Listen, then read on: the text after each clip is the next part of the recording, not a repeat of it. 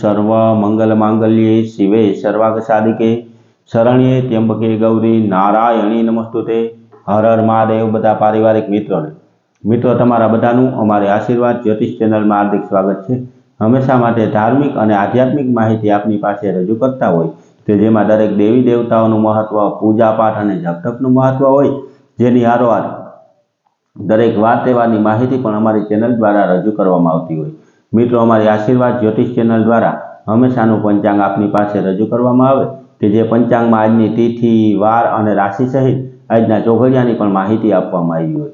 એટલે કે હિન્દુ ધર્મને લાગુ પડતી દરેક માહિતી અને હંમેશાનું પંચાંગ આપને પણ ઘરે બેઠા મળતું રહે તેના માટે અમારી ચેનલને સબસ્ક્રાઈબ કરી અને અમારી હારે જોડાજો। હંમેશા માટે મિત્રો, અમે જે આપની પાસે પંચાંગ રજૂ કરતા હોય તેમાં જો આજના પંચાંગ વિશેની વાત કરીએ તો આજે તારીખ 15/3/2026 વિક્રમ સંવત 2082ના આજે ફાગણ વદ 11 છે।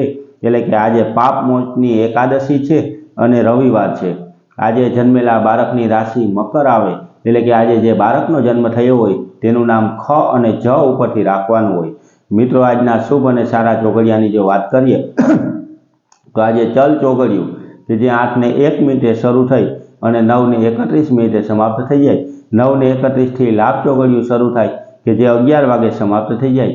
11 વાગ્યાથી અમૃત ચોઘડિયું શરૂ થાય કે જે 12:30 સમાપ્ત થઈ જાય અને તેના પછી શુભ ચોઘડિયું કે જે 2 વાગે શરૂ થઈ અને 3:29 સમાપ્ત થાય। એટલે કે આ ચારે ચાર આજના શુભ અને સારા ચોઘડિયા છે। કોઈ પણ પ્રકારનું નવું ધાર્મિક કે આધ્યાત્મિક કાર્ય કરવું હોય તો તે આવા સારા અને શુભ ચોઘડિયામાં કરવું જોઈએ। હંમેશા માટે મિત્રો, આવી માહિતી અને હંમેશાનું પંચાંગ અમે આપની પાસે રજૂ કરતા હોય। આજે મિત્રો જે 11 છે તે 11ને પાપ મોચની એકાદશી કહેવામાં આવે અને અમારા આના પહેલાના વિડીયોમાં પણ બતાવેલું છે કે 11નું મહત્વ આપણા હિન્દુ ધર્મમાં બહુ વધારે બતાવવામાં આવ્યું હોય તો 11ને દિવસે શક્ય હોય તેવું ધર્મને લાગુ પડતું કાર્ય કરવું જોઈએ। કોઈ પણ મંદિરે જવું જોઈએ, દર્શન કરવા જોઈએ।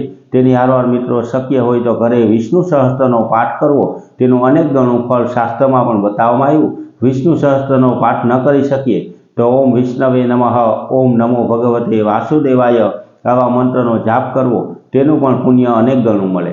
તેની હારવાર મિત્રો, આપણી શક્તિ પ્રમાણેનો કોઈ પણ ધર્માદો પણ 11ના દિવસે કરવો જોઈએ। જેમ કે ગાયોને લીલું નાખવું, નાના છોકરા જમાડવા, બ્રાહ્મણને સીધાનું દાન દેવું, આવું ધર્મનું કાર્ય કરવામાં આવું તો પણ અનેક ગણું પુણ્ય આપણને પ્રાપ્ત થાય। મિત્રો, આપણાથી હાલતા, ચાલતા કે બોલતા કોઈ પણ પ્રકારનું જાણતા કે અજાણતા નાનું મોટું પાપ થયું હોય તો પણ 11ના દિવસે ઉપવાસ કરી અને વ્રત કરવાથી તે પાપમાંથી પણ આપણને મુક્તિ મળે। તે જ રીતે મિત્રો, એકાદશીનું વ્રત કરવું, 11 કરવી અને તે ન થઈ શકતું હોય તો 11ના દિવસે હરિસ્મરણ કરવું જોઈએ। આ વસ્તુ કરવાથી અનેક ગણા પુણ્યની પ્રાપ્તિ થાય અને દરેક પાપમાંથી આપણને રાહત મળે।